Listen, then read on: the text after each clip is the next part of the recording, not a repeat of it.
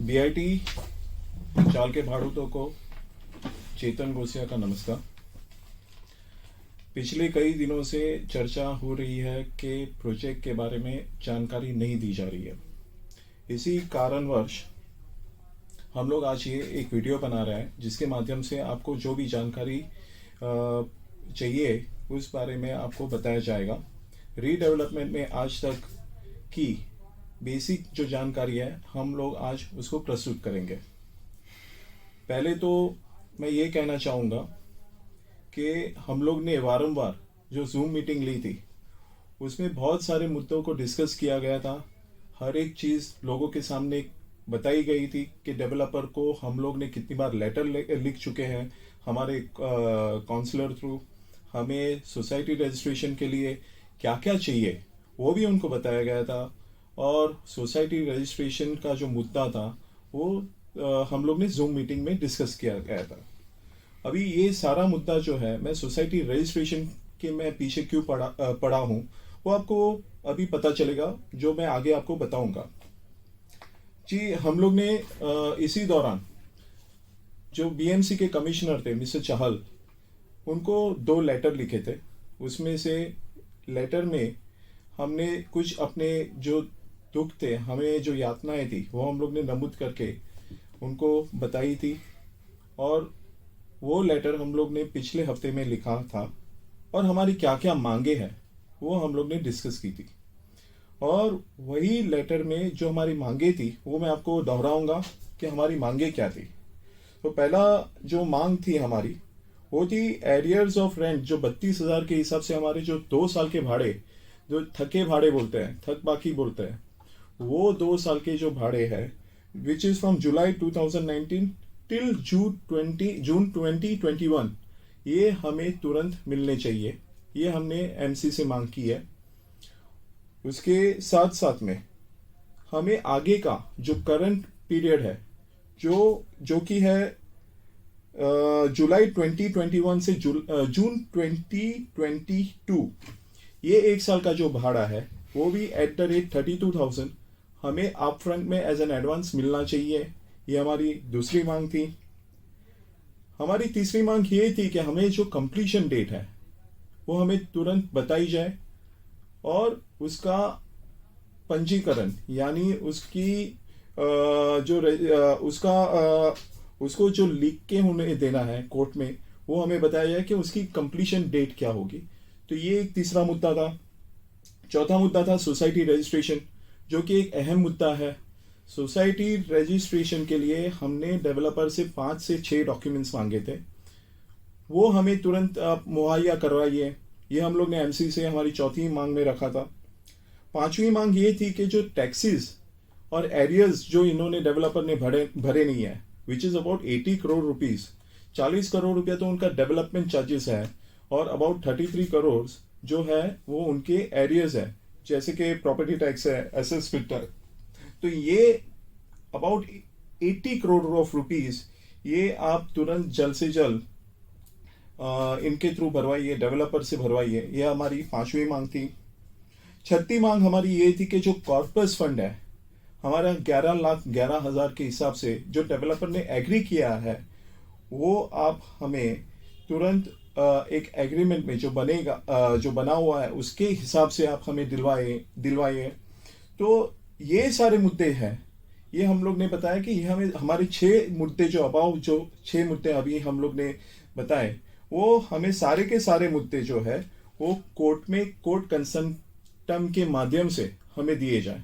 तो ये जो है कि ये एफिडेविट के थ्रू अगर हमें मिलता है कोर्ट के थ्रू मिलता है तो ये हम लोग ज़्यादा सिक्योर है। ऐसी हमने ये 7 मांगे एमसी के पास रखी थी। उसी बीच हमें सैटरडे को एमसी कमिश्नर के ऑफिस से एक लेटर आया। लेटर में उन्होंने हमें डेवलपर के साथ में एक जॉइंट मीटिंग का एक इनविटेशन दिया और इसी मीटिंग में जो चर्चा हुई है वो आज हम आपको बताना चाहते हैं। इस मीटिंग में एज अ कमिटी जो चंदन आर्क की तरफ से जो रिप्रेजेंट कर रहे थे उसमें से चेतन गोसिया यानी मैं, सचिन भद्रेशा, हमारे सुनील छोटू देसाई और हमारी तरफ से हमारे सॉलिसिटर्स ये आए थे, और साथ में पांडुरंग सतपाल जी भी थे। सॉलिसिटर्स के ओर से चैतन्य चौहान जी थे और अंकिता करमोड़कर थी। इस मीटिंग में हमने जब शिरकत की तो ऑलमोस्ट 1 बजे हमारी टाइमिंग थी। हम लोग ने 1 बजे वहाँ पे जैसे ही बैठे, तुरंत मीटिंग स्टार्ट हुई। वहाँ पे एमसी से म्यूनिसिपल कमिश्नर के म्यूनिसिपल ऑफिस की तरफ से एमसी खुद ये मीटिंग चेयर कर रहे थे। साथ में एएमसी एस्टेट थे, एएमसी मतलब एडिशनल म्यूनिसिपल कमिश्नर थे संजीव कुमार जी। जो डीएमसी थे, जो आज जॉइंट कमिश्नर के नाम से पहचाना जाता है वो पोस्ट को, उसमें चंद्रशेखर चौरे थे। फिर डीएमसी जो हमारे एस्टेट के जो शहर में आते हैं वो मिस्टर पवार वो एक थे। फिर एक हमारे दूसरे जो एस्टेट के जो असिस्टेंट म्यूनिसिपल कमिश्नर हैं मिस्टर उबाड़े, केशव उबाले, वो ये मीटिंग में हाजिर थे। तो म्यूनिसिपल ऑफिस की तरफ से ये सारे ऑफिसर्स वहाँ पे मौजूद थे। अभी जो डिस्कशन हुआ तभी स्टार्ट कमिश्नर ने कहा कि आपको क्या चाहिए वो आप हमको लिख के दो। तो यही सारे जो मुद्दे थे हम लोग ने एज इट इज एडवांस में I think mister Ramesh Pawar को भेजे थे। और रमेश पवार जी ने पहला मुद्दा जब लिया कि भाई इनको 32,000 का जो रेंट है पर मंथ, पिछला जो थक बाकी है 2 साल से, वो आज तक इनको नहीं मिला, उनके बारे में आप बताइए। कमिश्नर ने डेवलपर से पूछा कि आप इनको 32,000 का रेंट क्यों नहीं दे रहे हो और 2 साल से जो बाकी है उसका कारण बताइए। तो उसके बारे में रिप्रेजेंटेशन किया आतिफ याकूब, सोहेल याकूब और उनके जो सॉलिसिटर या उनके वकील जो थे, एडवोकेट थे, आई थिंक मिस्टर शरद वागचौरे, वो उनको रिप्रेजेंट कर रहे थे।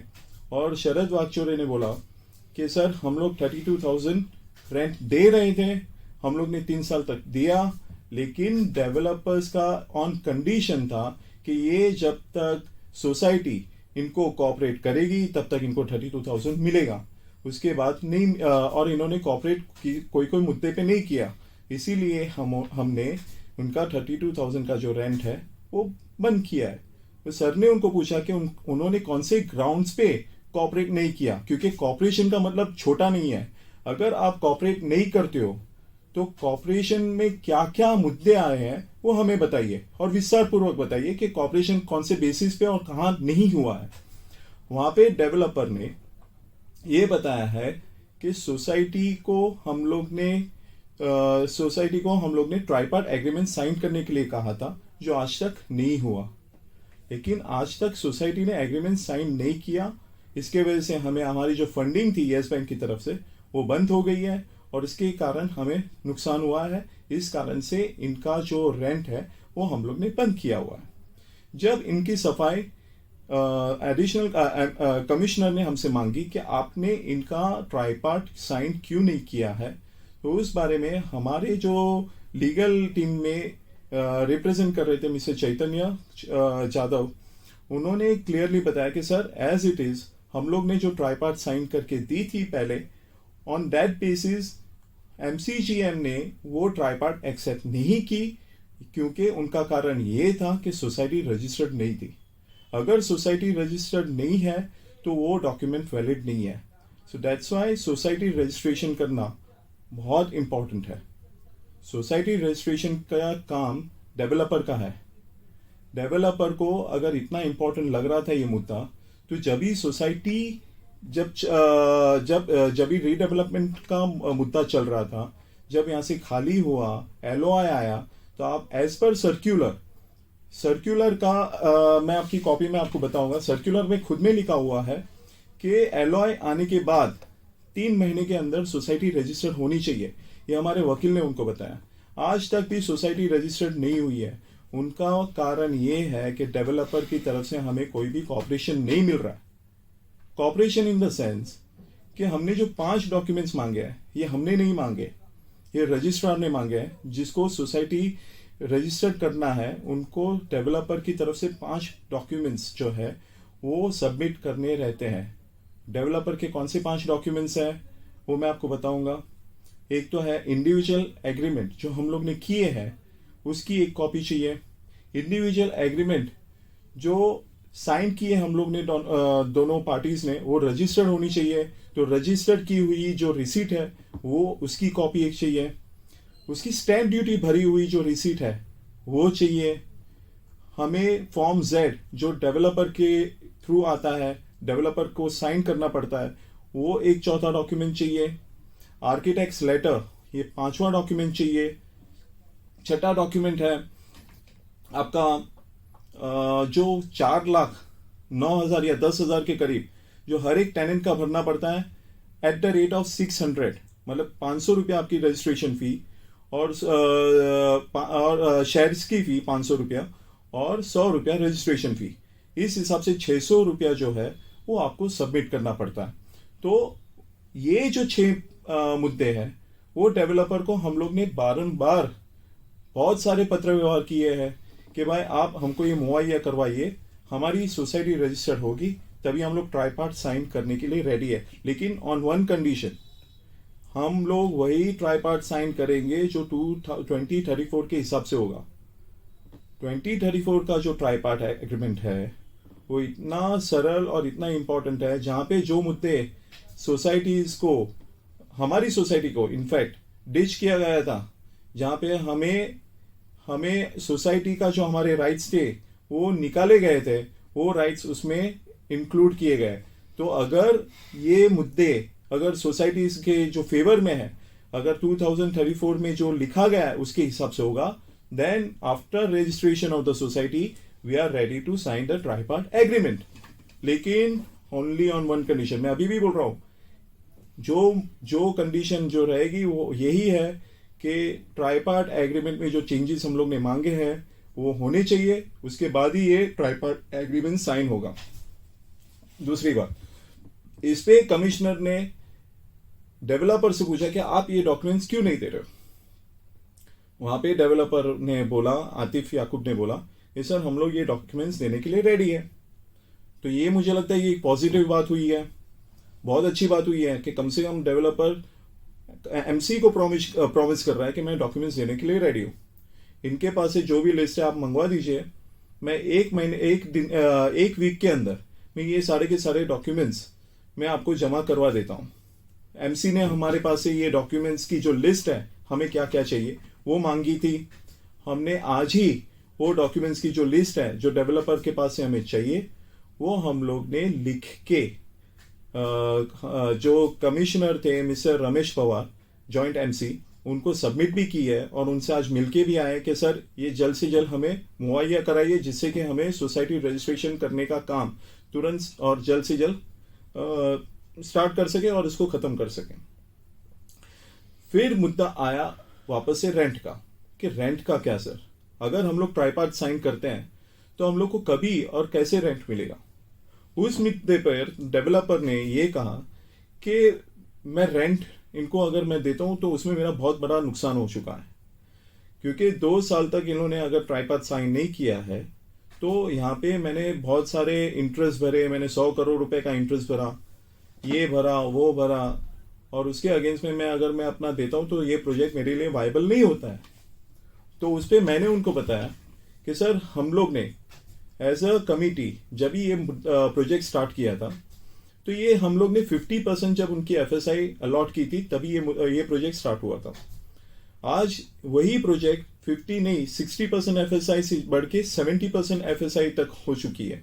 शायद अभी लेटेस्ट गैजेट के हिसाब से कुछ और बड़ा है, उसकी मुझे कल्पना नहीं है कि कितनी है, लेकिन अबाउट 80 to 85% तक बढ़ चुके हैं। लेकिन मुझे इतना कंफर्म पता है कि 70% उनको एफएसआई मिल चुकी है।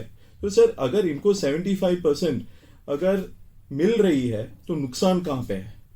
फिर भी मैंने उनको कहा कि अगर इनको लगता है कि उनका नुकसान होता है तो मैं उनका नुकसान होने नहीं दूंगा। अगर उनको लगता है कि उनका नुकसान हो रहा है तो मैंने बोला कि आप एक काम करो, हर एक टेनेंट को अपने सेल में से पार्टनर बनाओ, हर एक टेनेंट को सेल में से पार्टनर बनाओ। अगर आपको नुकसान होगा तो नुकसान टेनेंट का भी होगा, और अगर फायदा होगा तो फायदा टेनेंट का जाएगा।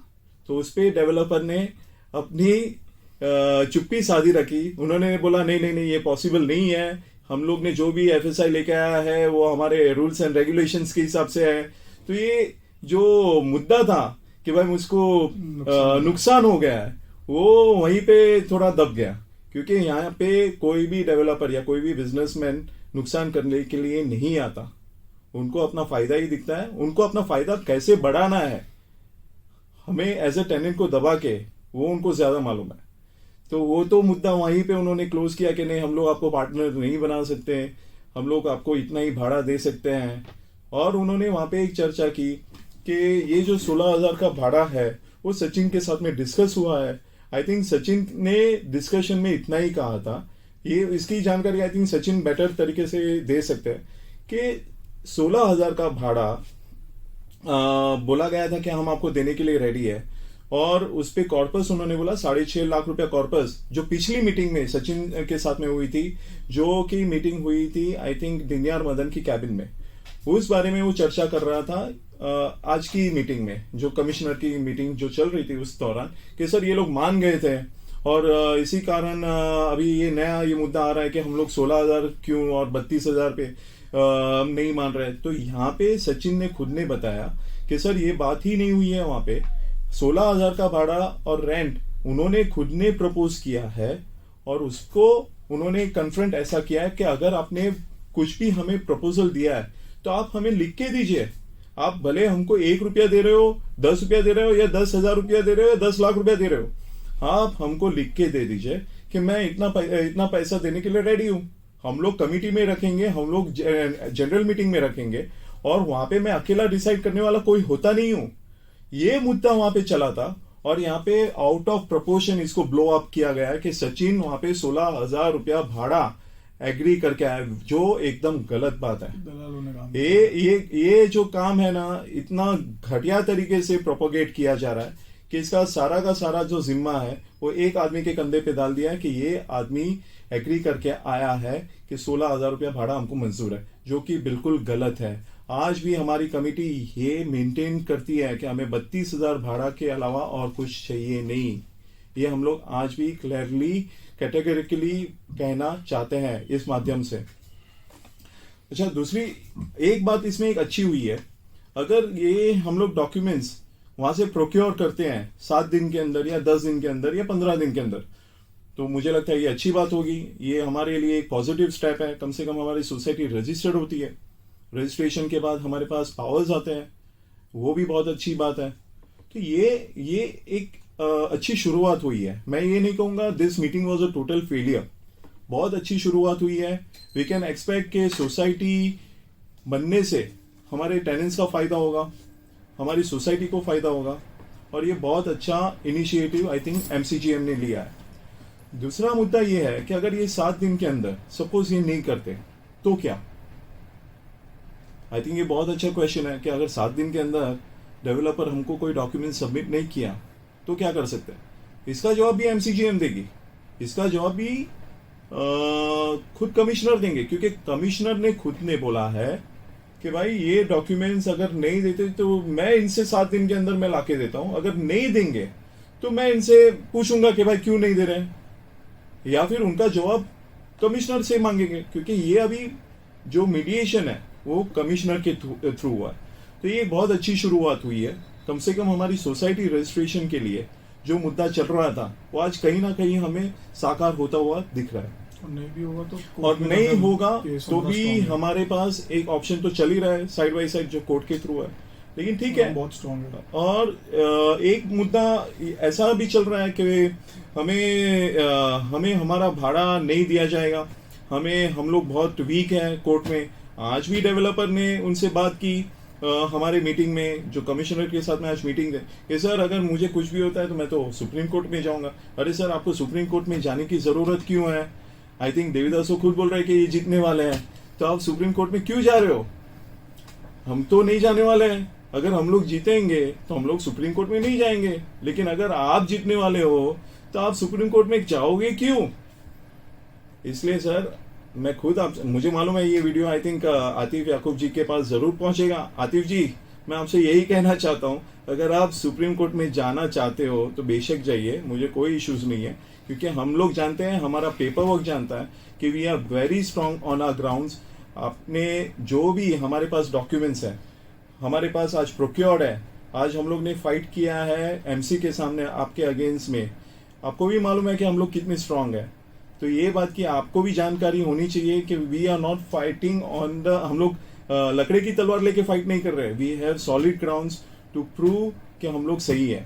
और मैं ये आपसे गुजारिश करूंगा, आपसे मिन्नतें करूंगा कि सर आप भी देखिए हमारे टेनेंट्स की अभी दशा क्या है। मैं आपको ये जल्द से जल्द रिक्वेस्ट करूंगा as a CP, as a tenant, as an ordinary tenant, इस सब के बिहाफ में आपको भी ये कहना चाहता हूं कि आप इसको कंसीडर करिए। जो रेंट मैंने आपको एक प्रपोजल दिया है एमसी के सामने कि पहले आप 32,000 का भाड़ा, जो हमारा 32,000 के हिसाब से 2 साल का जो भाड़ा है वो आप तुरंत रिलीज करिए। उसके बाद हम आपको ट्राईपार्ट एग्रीमेंट एज पर DCR 2034 हम लोग आपको साइन करके देने के लिए रेडी है। अगर आप ये रेडी है तो we are ready for that, लेकिन पहले आप मुझे ये 2 साल का भाड़ा रेडी दे दीजिए। उसके बाद में आज शायद कमिश्नर ने हमें एक बहुत अच्छी हिदायत दी है, एक अच्छा एक अच्छी हिदायत इन द सेंस हमें बताया गया है कि आप डेवलपर के साथ में एक बार बैठो, लेकिन वहाँ पे कोई भी लीगल इंटरफेरेंस नहीं होना चाहिए। ऐसा कमिश्नर को लगता है कि दोनों वकील आपस में आप लोग को लड़वा रहे हैं। तो हम लोग, अगर आप चाहते हैं तो जल्द से जल्द मीटिंग अरेंज करके हम लोग ऐसे कमिटी आपको मिलेंगे, उसमें जो चर्चा होगी, उसमें जो चर्चा करके विचारणा करके जो कुछ भी प्रोडक्ट निकलेगा वो हमें कमिश्नर को बताना है विद इन अ वीक और विद इन अ फोर्टनाइट, मतलब 15 दिन के अंदर हमको कमिश्नर को वो भी बताना है। सो ये मुद्दे जो है आई थिंक ये हमें डिस्कशन में लाके तुरंत जल्द से जल्द आपका भी काम हो जाएगा एज अ डेवलपर, हमारा भी एज अ टेनेंट हम लोग जो फेस कर रहे हैं उसका भी काम हो जाएगा। तो ये जल्द से जल्द मीटिंग करके हमें इस जो सिचुएशन है इसका सोल्यूशन लाना चाहिए, और जल्द से जल्द कुछ ना कुछ लोगों के लिए, लोगों के हित के लिए आप भी सोचिए कि अच्छा काम करेंगे। आप डेवलपर हो, यहाँ पे हमारा घर बना के देंगे, एज ए फैमिली मेंबर आप, हम लोग आपको काउंट करते हैं। वैसे ही मैं आपको विनती करता हूँ कि जल्द से जल्द इसका कोई सोल्यूशन लाइए। We are ready for that. हम लोग को कोई भी सोल्यूशन के लिए आप बोलोगे कि ये लोग बहुत एडमेंट है, ये बिल्कुल भी नहीं है। हमें हमारा जो हिस्सा है या जो डिमांड्स है वो लेजिटिमेट है। हम लोग ने जो भी एग्रीमेंट्स किए थे वो उसके हिसाब से ही मांग रहे हैं। हम लोग ना आपसे 1 रुपया ज्यादा ना 1 रुपया कम मांग रहे हैं। हम आपसे ना 1 स्क्वायर फीट ज्यादा ना 1 स्क्वायर फीट कम ये भी नहीं मांग रहे। सिर्फ हमने जो डेवलपमेंट एग्रीमेंट किए हैं उसके थ्रू हमको भाड़ा और कॉर्पस चाहिए। इनफैक्ट आपको प्रॉफिट हो ही रहा है। ऐसे मैंने आतिफ को बोला कि अगर आपको इतना सारा FSI का इंक्रीमेंट मिला हुआ है तो मुझे नहीं लगता कि आपको कोई भी तरीके का नुकसान होगा। उनको जो 50% FSI मिला था, आज उनको 70% FSI मिला हुआ है। तो ये मुद्दा तो वहां से हट ही जाता है कि वहां पे उनको नुकसान हुआ है। दूसरी चीज, वो घड़ी घड़ी MC को बता रहे थे, एक मुद्दा वो हमेशा बोलते हैं कि IOD के बाद हमको भाड़ा देना पड़ता है, IOD के बाद हमको भाड़ा देना पड़ता है, LOI के बाद मैंने इनको भाड़ा दे दिया, मैंने इतना सारा मेरा इतना 1.5 साल का रेंट मैंने इनको ऐसे ही दे दिया। अरे आतिफ भाई को आज मैंने सर्कुलर बताया है कि सर्कुलर में ऐसा लिखा है कि जो C1 कैटेगरीज की बिल्डिंग्स है, ये पॉलिसी बोल रही है, ये मैं नहीं बोल रहा हूँ, ये MCGM की पॉलिसी बोल रही है, C1 कैटेगरीज की जो बिल्डिंग्स है उसको तुरंत खाली करवा के डेवलपर्स को रेंट देना जरूरी है। ये मेरी पॉलिसी नहीं है भाई, ये BMC की पॉलिसीज है। तो आप ये जो हमेशा बोलते रहते हो कि मैंने पहले से ही भाड़ा दिया, और ये देवीदास भाई भी बोलते हैं कि उन्होंने भाई 3 साल का तो भाड़ा दिया। भाई मैं ये बोलना चाहूंगा, ये मेहरबानी नहीं है उनकी। 3,000 करोड़ का प्रोजेक्ट है, ये मेहरबानी बिल्कुल नहीं की है उन्होंने। हमें हमारा हक है वो रेंट का और कॉर्पस का, वो हमें मिलना चाहिए। हाँ, थोड़ा बहुत आगे पीछे होगा, उसके लिए सेटलमेंट जो रहेगी उसके लिए हम लोग रेडी है। लेकिन आप हमें खींच के सीधा बोलोगे कि भाई आपको इतना ही लेना पड़ेगा या उतना ही लेना पड़ेगा, then I am sorry, we are not ready for that. अगर आपको लड़ना है तो लड़िए, लेकिन मैं ट्रूस करना चाहता हूँ हम दोनों के बीच में एज ए डेवलपर और एज ए टेनेंट्स के बीच में। एज मैं कमिटी भी नहीं बोलूंगा, मैं एज ए टेनेंट्स के बीच में बोलूंगा। एक ट्रूस करना चाहता हूँ, एक समझौता करना चाहता हूँ, जिससे कि लोगों का भला हो सके और आपका भी जो प्रोजेक्ट है, जो पहला प्रोजेक्ट है, आई थिंक आतिफ का ये पहला प्रोजेक्ट होगा और उसको सही तरीके से आप आगे बढ़ाइए। आपका भी नाम होगा, कम से कम टेनेंट की दुआएं भी मिलेगी, ऐसा मैं चाहता हूँ। दिली दुआ दूंगा आपको भी कि आपने भी टेनेंट्स की ये बात सुनी। सर, आपको मैं ये भी बोलूंगा कि अगर आपका इसमें नुकसान होगा तो आप एक काम करिए, हम लोग को पार्टनर्स बना दीजिए प्रोजेक्ट में। तो जो आपको नुकसान होगा वो हमारा भी नुकसान होगा, लेकिन मुझे मालूम है इसमें फायदा बहुत है। इतना फायदा है कि आप हमें कभी पार्टनर्स नहीं बनाओगे। टेनेंट को अपना फायदा या पार्टनर्स बनाने के लिए आप कभी भी रेडी नहीं होगे, लेकिन कम से कम जो एग्रीड किया है, जो टर्म्स एंड कंडीशंस हम लोग ने डेवलपमेंट एग्रीमेंट पे लिखी गई है, वो आप इतना भी दोगे ना सर, तो यहाँ पे बहुत सारे लोग हैं जो आपको दुआएं देंगे। मैं यही बात आपसे कहना चाहता हूँ। जल्द से जल्द जो हमारे मीटिंग आप अरेंज करो, हम लोग उसमें आएंगे एज ए कमिटी। अभी आप ये मत बताइए वो टाइम पे कि 4 लोग आओ या 5 लोग आओ। जो हमारी प्रॉपर 13 या 14 लोगों की कमिटी है, वो सारे के सारे वो रिप्रेजेंट करेंगे। आई थिंक उसमें अच्छा वे आउट निकलेगा। ये आपको मुझे लगता है कि ये मैसेज आपको पहुंचेगा, इसलिए मैं आपको भी ये एड्रेस कर रहा हूँ। आतिफ भाई, मैं आपको ये एड्रेस कर रहा हूँ कि आप जल्द से जल्द ये मीटिंग अरेंज करिए। हम लोग 13 आदमी की जो कमिटी है वो हम आपके पास आना चाहते हैं। इनफैक्ट 13 की जो कमिटी है या 20 की जो कमिटी है, अगर उसमें से डिस्कस हो के अगर आप बोलोगे नहीं सिर्फ 5 ही आइए या 6 आइए, तो उस पर भी हम लोग विचार कर सकते हैं। लेकिन मेरा ये मानना है कि जितना ज़्यादा आदमी आएगा उतनी वहाँ पे चर्चा होगी, विचारना होगी और वहीं पे सोल्यूशन अच्छा निकलेगा। लेकिन मैं पहला आपसे ये आशा रखता हूँ कि आप प्लीज़ जो डॉक्यूमेंट्स हमने मांगे हैं एमसी के थ्रू, वो जल्द से जल्द प्रोवाइड करवाइए, ताकि आपका भी जो हमारा सोसाइटी रजिस्ट्रेशन का काम है पेंडिंग इतने टाइम से, वो एक ख़त्म हो जाए और आपका जो साइन करना है ट्राइपार्ट एग्रीमेंट एज पर DCR 2034, अब मैं अभी भी बोल रहा हूँ एज पर DCR 2034, जिसमें हमारे फेवर के मतलब टेनेंट्स के हित में और आपके भी हित में जो है वो सारे के सारे डॉक्यूमेंट, और आपने एग्री किया है कि मैं ये करने के लिए रेडी हूँ, तो प्लीज़ पहला स्टेप आप लीजिए। हम लोग 2 स्टेप आगे लेते हैं और इससे मैं चाहता हूँ कि हमारे बीच में ट्रूस हो। आई थिंक सचिन को अगर कुछ बताना है इस प्रोजेक्ट के बारे में और कुछ बता सकते हैं तो बता देंगे प्लीज़। अब रही बात ये है कि गए कुछ दिनों में जब से आतिफ और उनके भाई सोहेल ने ताज मीटिंग में हमारे जो जूने कमेटी, जो 2 कमेटियां थी, भाड़ू देखता और चंदन, उसमें से जो भाड़ू देखता के लोग हैं देवदास मोतीवरस और अमोल जादव, उनको बुलाया गया था और उन्होंने हमारे कमेटी के 2 मेंबर सुधीर जाधव और संजय निखालजे को टारगेट करके उस सब्जुडाइज मीटिंग में बुलाया गया और ये मीटिंग पूरी की पूरी गैर कानूनी थी। हमने हमारे सॉलिसिटर, एडवोकेट और सीनियर काउंसिल से ये चीज़ की बात की। उन्होंने कहा ये मीटिंग वो ले ही नहीं सकते, क्योंकि वो चाहे तो उनके पर्सनल एजेंडा में डिस्कस कर सकते हैं, लेकिन उन्होंने हमारे जो प्रेजेंट चंदन ARC कोऑपरेटिव हाउसिंग सोसाइटी के मेंबर है, कमिटी मेंबर है, प्रमोटर्स है, सुधीर जाधव और संजय निखालजे, उनको बुलाया गया कमेटी में और उनके मीटिंग में, और उसमें चर्चा भी वो हुई।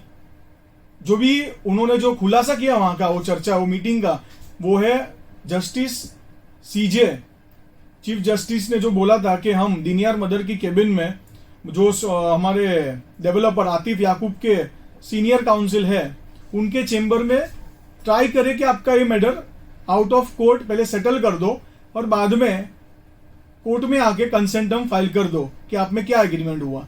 हम वो मीटिंग में गए थे, दीनियार मदन जो सीनियर काउंसिल है डेवलपर के, हमारे जो सॉलिसिटर है, हमारे काउंसिल थे लेवी रूबेंस और चैतन्य चौहान, उनको लेकर गए थे। और मैं खुद कमेटी को रिप्रेजेंट करते हुए सभी कमेटी का क्या परमिशन लेके उस मीटिंग में गया था। वो विदाउट प्रिजुडाइज मीटिंग थी, मतलब वहां पे जो भी चर्चा होती है उसकी कोई मान्यता नहीं है जब तक उसको पेपर पे लिखकर हम कोर्ट में दोनों पार्टी प्रोड्यूस नहीं करते। वहां पे हमारे डेवलपर के सीनियर काउंसिल ने, जो अभी डेवलपर बोल रहा है इसके लिए मुझे ये बोलना चाहता हूं, और ये भी गलत ही रहेगा, फिर भी आज ये आतिफ याकूब ने सिचुएशन लाई है, मुझे बोलना पड़ रहा है कि उस मीटिंग में ऐसा कुछ भी अग्री नहीं हुआ है जहां पे ये जो बोल रहे हैं आतिफ याकूब और उनके दलाल, जो हमारे कमेटी मेंबर को गुमराह करके हमारे बीच छोड़ रहे हैं कि सचिन भद्रेशा ने 16,000 यानी कि आधा भाड़ा और 6.5 लाख कॉर्पस एग्री किया है, और क्या बोले, हैंडशेक किया है। अरे मैं बोलूं, आपको अक्ल है या आपने कभी कोई धंधा किया है? अभी मैं ये भाषा में बोलूं तो आपको अच्छा लगेगा? नहीं ना। तो जरा कायदे से काम कीजिए ना। पहले दिन से 2016 से मैं आपसे बात कर रहा हूं, ये भाड़ू एकता कमेटी के साथ मैं जुड़ा था तभी, कि आप सिस्टम में रह के एक सिस्टम में काम कीजिए और एक प्रोसेस फॉलो कीजिए। आपका जो परमिशन का काम है वो आप कीजिए, लेकिन हमारे भाड़ूत और कमेटी के साथ एक सिस्टम फॉलो कीजिए, एक प्रोटोकॉल तो फॉलो कीजिए। कभी नहीं किया गया है ये। आज उसी बात का ये वापस चर्चा हुआ दिनियर मदन की केबिन में। ऐसा कुछ भी नहीं हुआ जहां पे कोई एग्रीमेंट हुआ है वर्बली या ऑन एनी ग्राउंड्स, और ये मैं अमान्य करता हूं।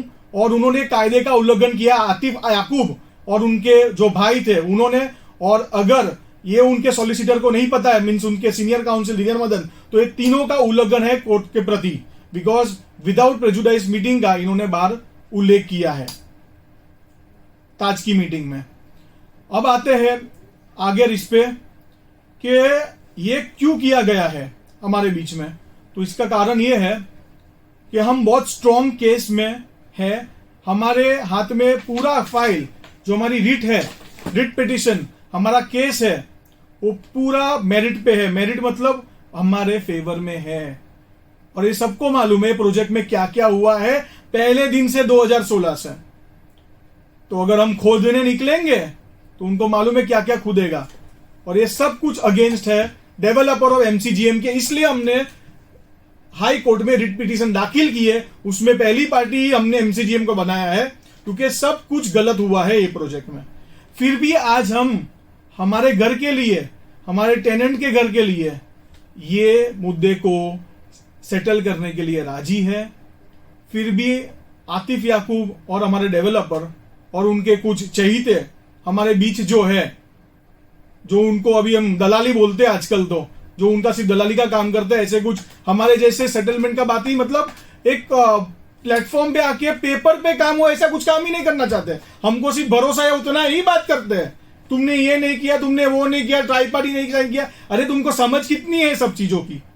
कभी आज तक कोई वकील अपॉइंट नहीं किया, कोई पीएमसी अपॉइंट नहीं किया, कोई आर्किटेक्ट अपॉइंट नहीं किया, किसी वकील से आज तक बात नहीं किया। सब पहले जो किया था वो सब दिखावा था, ये मैं आज बोल रहा हूं।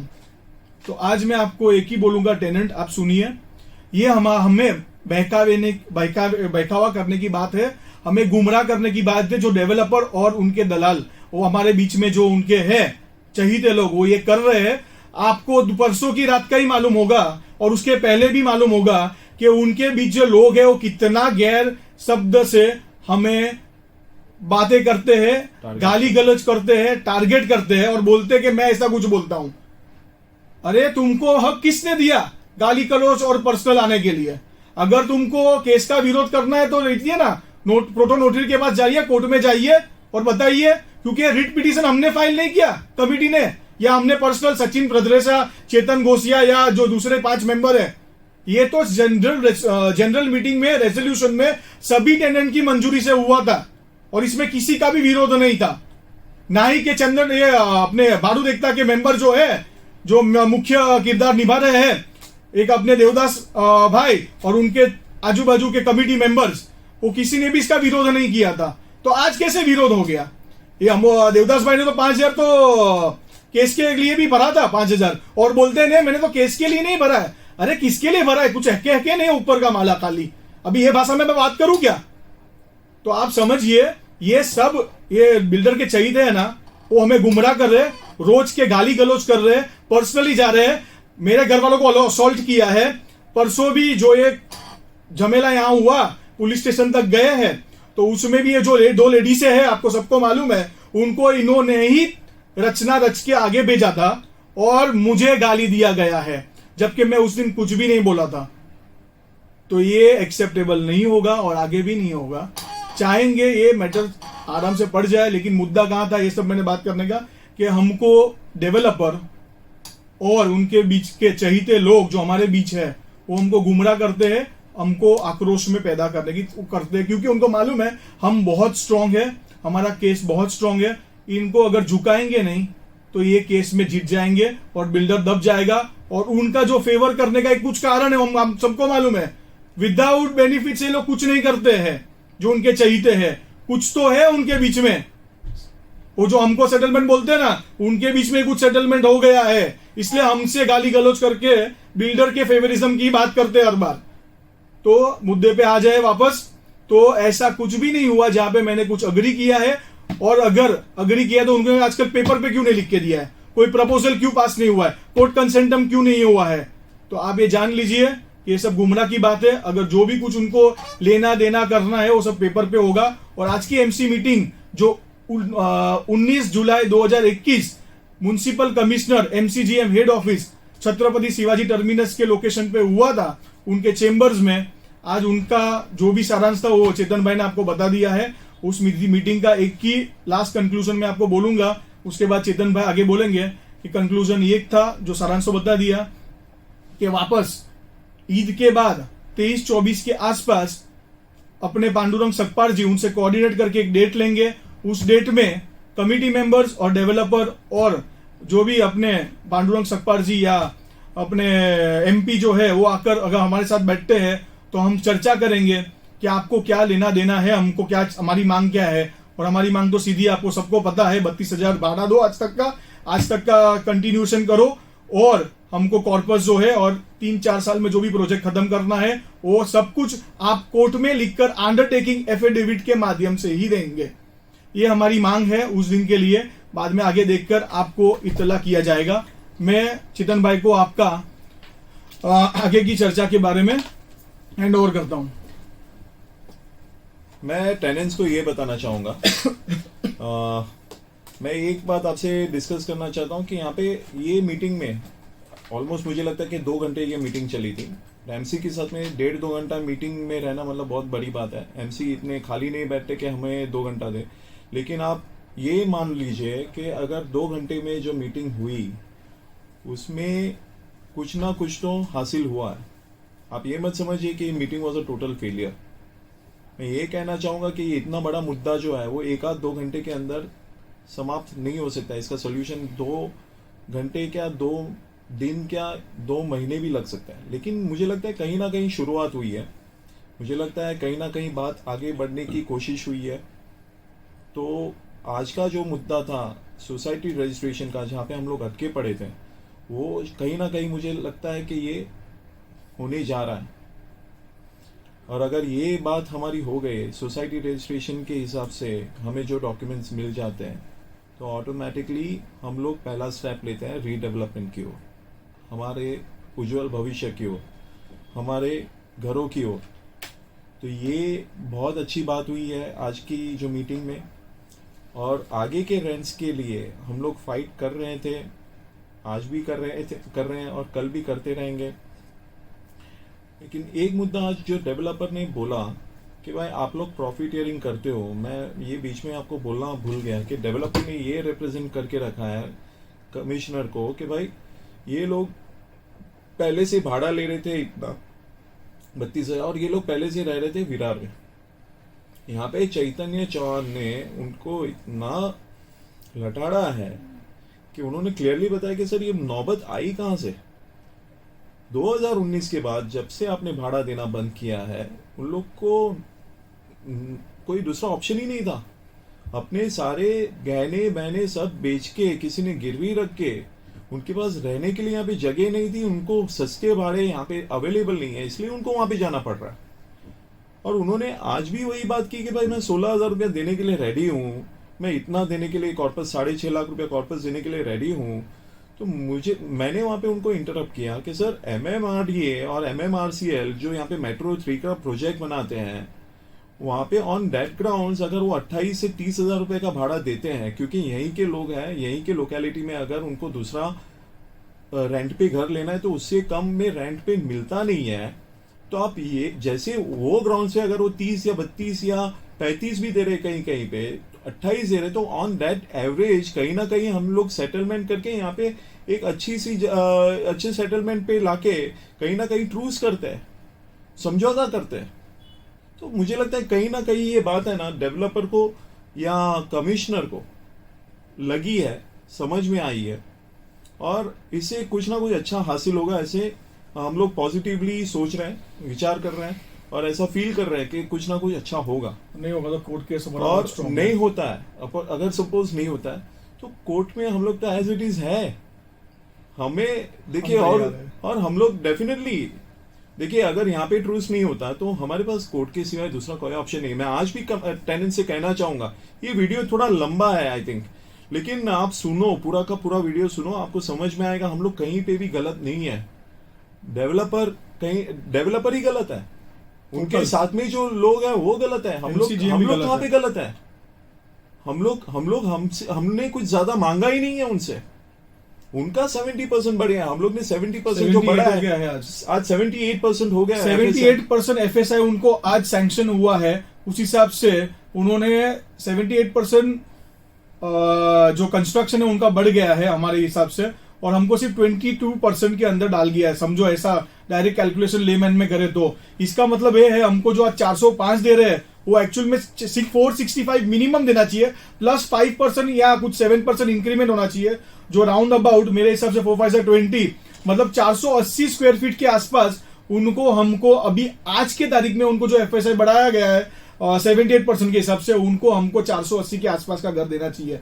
फिर भी हमारी वो मांग नहीं है, क्यों? क्योंकि हमारा तो पहले तो भाड़ा ही फुलफिल नहीं हुआ आज तक 2 साल का, उनको तो लॉस होता है ना हर बार, हमने तो प्रॉफिट मांगा ही नहीं उनसे। तो हमारा जो तय किया गया है तो 2 साल का भाड़ा दे दो, करंट का भाड़ा दे दो, अगले 3-4 साल जब ये प्रोजेक्ट चल रहा है उनका भाड़ा दे दो, हमारा कॉर्पस टाइम पे दे दो, प्रोजेक्ट टाइम पे दे दो, और ये सब कुछ लिखकर हमें अंडरटेकिंग कोड में दे दो। बस हमारी मांग इतनी है, और जो हमारे डेवलपमेंट एग्री में एग्री हुआ है। लेकिन ये कहीं ना कहीं उनका मैलाफाइड इंटेंशन है, इसलिए हम आज कोर्ट में है। ये बात उनको भी आज समझ में आ जाएगी, और हमने ये सब कुछ कोर्ट के रिट में भी डाला हुआ है, केस में डाला हुआ है। यही बात मैं आपको वापस बता रहा हूं, क्योंकि हर किसी ने केस नहीं पढ़ा होगा, लेकिन हमारा केस बहुत स्ट्रांग है, सिर्फ नाम से लिखा हुआ नहीं, लेकिन हमारे पास हर एक चीज का प्रूफ है। और हमने इसके गुनेगार MCGM और डेवलपर को दोनों को किया गया है, गुनेगार ठहराया गया है। और आज मैं दूसरे को भी गुनेगार ठहराता हूं, जो उनके चहीते हमारे बीच है। वो आप समझ गए होंगे किसके लिए बोल रहा हूं, जो दलाली कर रहे हैं उनका, तो ताज मीटिंग में मौजूद थे और हमारे लोगों को भड़का रहे थे। आई थिंक ये वीडियो बहुत लंबा चला, तो आप सुनिए, आप समझिए क्या चल रहा है क्या नहीं चल रहा है। लोग कहते थे हमें पता नहीं चल रहा है, तो ये बहुत सिंपल चीज हम लोग ने बताई है, बहुत संक्षिप्त में बताई है। कहीं ना कहीं इतनी 2 घंटे की मीटिंग जो थी वो इतने छोटे वीडियो में या ये वीडियो में अगर कहीं पे मिस भी हो गया हो, या कहीं पे कोई चीज आती है बाहर, आपको बाहर से सुनाई देने में आती है या भड़काने में आती है, तो प्लीज ये अफवाहों पे विश्वास मत करिए। हम लोग यहाँ पे बैठे हैं, अगर कुछ भी चाहिए हमें मैसेज कीजिए, आपको पूरा का पूरा सहयोग किया जाएगा, आपको जवाब दिया जाएगा। और इसी माध्यम से आपको हम लोग सूचित करते रहेंगे, वीडियो के थ्रू या जूम मीटिंग के थ्रू। आप हमेशा हमसे संपर्क बनाए रखेंगे, हम आपसे संपर्क बनाए रखेंगे। और मैं इसी बात से मैं ये वीडियो खत्म करता हूँ। जय हिंद, जय महाराष्ट्र।